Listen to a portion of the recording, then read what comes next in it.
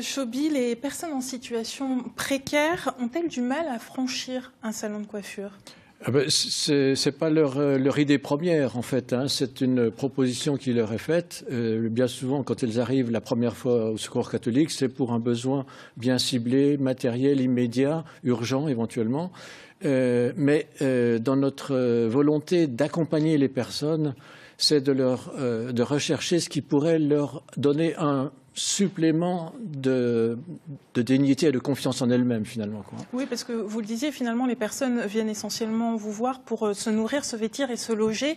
Mais un tel atelier est vraiment indispensable? Alors, il est indispensable et il a été créé, c'est-à-dire qu'il répond finalement à un besoin. Et c'est à partir des relations qui se créent entre bénévoles et personnes qui sont dans le besoin que émergent des idées un petit peu comme celle-ci et qui ont l'avantage de fédérer un certain nombre d'autres personnes, des spécialistes par exemple. On a vu la personne qui coiffe est accompagnée par une coiffeuse professionnelle. Et qui a bien compris qu'au-delà de sa profession, elle apportait quelque chose. Et la réponse qui est là, c'est le sourire de la personne qu'on a vue, quoi. Voilà.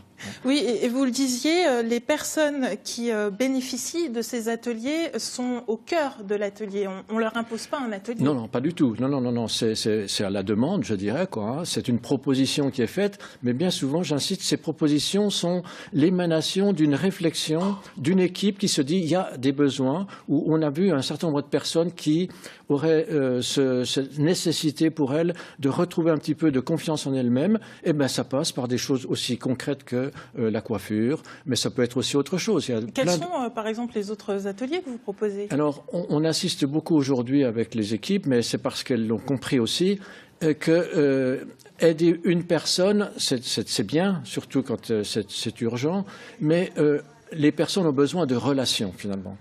Et donc, on s'oriente beaucoup plus sur les actions collectives. Voilà. Donc, on a dans Lyon ce qu'on appelle des cafés sourires. C'est des lieux où les personnes peuvent se rassembler, mais construire elles-mêmes ce qu'elles ont envie de faire. Et ça va même très loin, parce que avant les élections précédentes, des groupes se sont dit, mais si j'étais maire, qu'est-ce qu'on ferait? Et donc, ce sont les personnes elles-mêmes qui sont défavorisées, qui je dirais, force de proposition.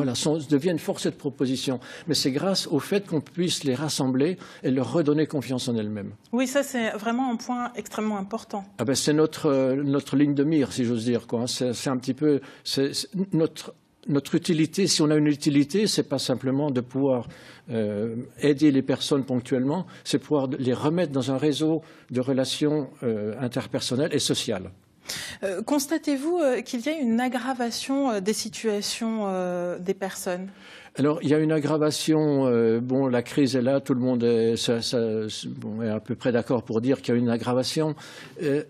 Quand nous sentons dans une association comme le Secours catholique, c'est que l'aggravation, elle est dans le fait que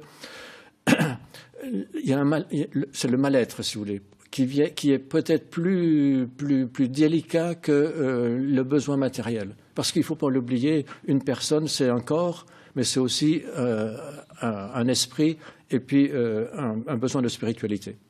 Dans le rapport annuel, d'ailleurs, que vous avez publié en novembre dernier, vous estimez qu'il n'y a pas plus de pauvres, mais que la pauvreté est plus dure, plus difficile. Alors ça c'est très important. Je dirais que il y a une désescalade hein, quand la pauvreté, ça peut venir d'une rupture, un manque de travail, etc. Mais il y a quelque chose qui s'amplifie avec le temps et avec les circonstances d'aujourd'hui. Donc on a des situations qui sont plus sévère, je veux dire. Voilà, plus sévère. Pour donner un chiffre, 515 € par mois, c'est le niveau de vie moyen des bénéficiaires de votre association et que vous accompagnez au quotidien.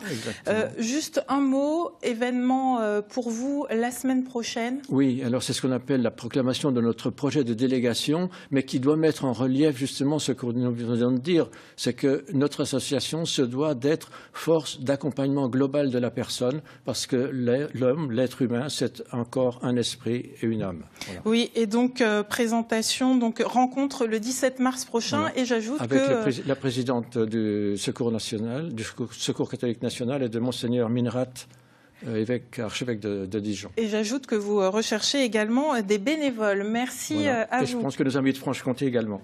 Oui, bien sûr, restez avec nous. Allons faire